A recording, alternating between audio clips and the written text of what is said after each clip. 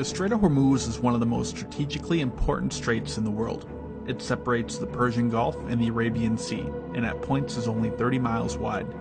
The strait is bordered by Iran to the north and Oman to the south. Every day, over a dozen tankers carrying nearly 20 million barrels of oil are transported through the strait. This represents 1/5 of all the world's oil production, and this fact has resulted in disputes and sometimes even armed conflicts over control of the strait. Over the past 40 years, the Strait of Hormuz has been a place of extremely high tensions. The largest conflict in the strait was Operation Praying Mantis. During the Iran-Iraq War, Iran placed several naval mines in the strait in order to cut off oil shipments from Iraq. In 1988, a U.S. naval warship hit one of these mines while it was escorting oil tankers through the strait. The U.S. in response launched Operation Praying Mantis. The attack targeted Iranian military and oil infrastructure in the strait. By the end of the day, the U.S. had sunk or severely damaged over half of the Iranian Navy. In recent years, both the U.S. and Iran have complained of each other's navy harassing the other in the region. These disputes have led to Iran threatening to close the strait with military force, essentially cutting off a large portion of the world's oil supply. Just the threat of shutting down the strait to oil tankers has had visible effects on the global oil price. If Iran ever did act on these threats, the cost of oil would undoubtedly skyrocket, greatly affecting the world economy. So does Iran have the ability to do this? And if so, how would the world respond? I have always found this theater interesting due to the confined battlefield space, the limited force the US would have available at any given time, and the importance the area plays in transporting a large portion of the world's oil supply. Ever since Operation Praying Mantis, the Iranian military has focused its development of a force with the ability to take control of the strait. They know that they cannot possibly match the firepower of the US Navy, so over the past few decades they have turned to asymmetrical warfare. Iran actually has two separate navies, the Army Navy and the Revolutionary Guards Navy. Between the two, Iran operates nearly 2,000 boats. Most of these are smaller vessels, which would be used in swarm attacks against larger US naval ships. Although the boats are very lightly armed, the plan is to simply overwhelm the enemy with sheer numbers. In terms of larger ships, Iran operates 7 frigates and 3 corvettes, each armed with 4 to 8 anti-ship missiles. They have about 3 dozen missile boats armed with a few Russian and Chinese-made anti-ship missiles. The Navy also operates about 30 submarines, 2/3 of which are midget submarines. Probably the most capable of their submarine force is the 3 Russian Kilo-class subs. The Kilos are quicker, quieter, and more heavily armed than the others. They also operate several mine-laying craft. These craft are typically stationed near the strait and could be deployed to mine the area very quickly. The Iranian coastline near the strait is littered with anti-ship missile batteries, AAA and surface-to-air missile sites, and naval ports and air bases. Most of these are located around Bandar Abbas, Bandar Lege, and Qashem Island, with other sites spread across various small islands and on the eastern edge of the strait near Sayurk. As for Iran's Air Force, the majority of their aircraft are older.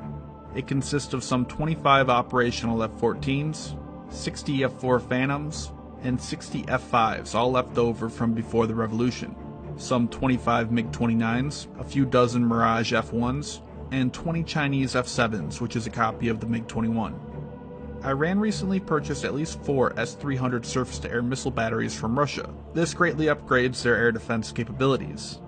At least one of these is operational near the strait, and being that they are mobile, it can be expected that Iran might move another to the area, effectively covering the entire region. Iran has also designed their own version of the S-300, called the Bavar 373. It still remains to be seen how effective the system is. Iran states that it is much better than the S-300. But Iran has a history of making highly questionable claims. They also have a number of older SAMs in the region like the HQ-2, China's version of the SA-2, one SA-5, a few SA-6, and at least one US Hawk battery. And finally, one of the biggest threats to the US naval vessels and tankers is Iran's extensive land-based anti-ship missile batteries. Iran operates around 2 dozen Chinese-made C-801s, C-802s, and HY-4 batteries in the region. As for the US, given that this imagined scenario is of Iran closing the Strait of Hormuz unexpectedly, the US would only have whatever assets are in the region at that time. The US Fifth Fleet is responsible for the region. The US has maintained at least one carrier strike group in the region that has been involved in the fight against ISIS in Iraq and Syria.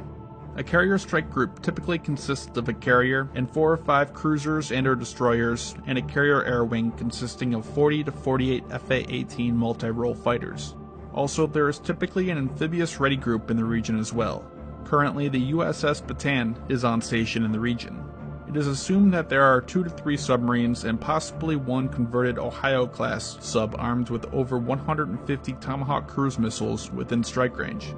As for air bases, the U.S. currently has aircraft at Issa Air Base in Bahrain, El Udeid Air Base in Qatar, Al Dhafra and Al Midhad in the UAE, Camp Lemonnier in Djibouti, and Diego Garcia in the Indian Ocean.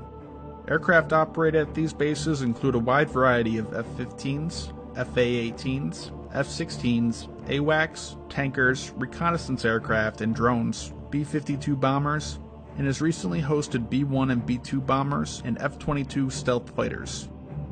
If Iran closed the strait, the main objective of the US would be to open it and ensure the safety of ships passing through.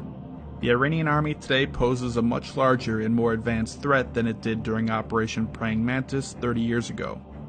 At that time, Iran was involved in a war with Iraq, and much of its forces were engaged in that war. In this scenario, this wouldn't be the case, making the mission much more difficult for the US. To reopen the strait, the US would have to clear any mines and eliminate Iranian naval vessels and anti-ship missile batteries threatening shipping. Clearing minefields requires vulnerable, slow-moving ships and helicopters. These units will be highly exposed to Iranian surface-to-air missiles, interceptor aircraft, and anti-ship missiles, so these threats would have to be addressed first. Despite being half a world away, the US still operates a larger number and more advanced aircraft in the region. The US would need to degrade Iran's air power through dogfights and cruise missile strikes on air bases. But this is also complicated by Iran's surface-to-air missile network, armed with systems like the S-300.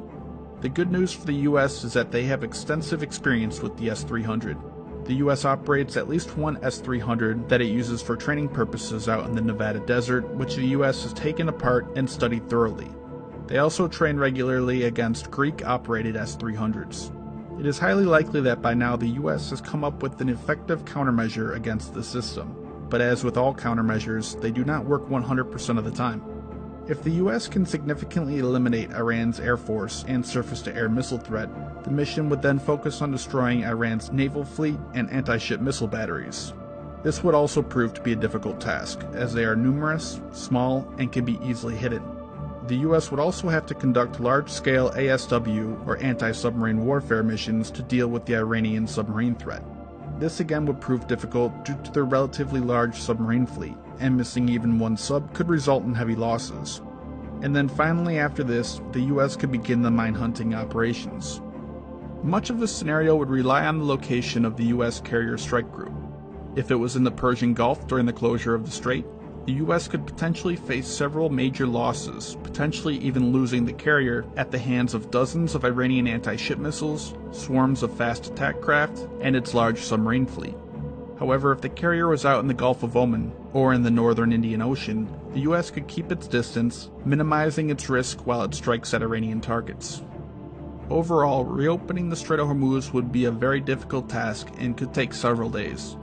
Perhaps a more effective way of ending an Iranian-enforced closure of the strait would be a wider strike on Iran, hitting military headquarters and command and control sites across the country in hopes of degrading Iran's overall defenses and bring them to the negotiating table.